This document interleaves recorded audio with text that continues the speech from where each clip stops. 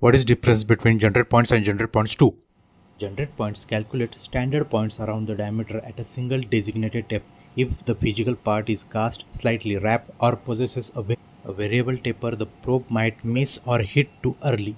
Generate points will still evenly divide your hits. Example, 4 hits at a 90-degree increments, potentially placing a hit right in the open air of the slot. Use generate points for fast, everyday programmatic measurement of a simple bores, bosses, and turn features.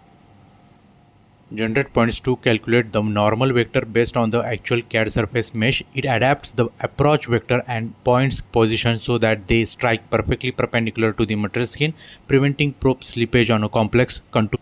Use generate points too when your diameter feature lies on an asymmetrical surface, a complex mold cavity, or any time you need to guarantee your touch points align with the CAD surface model.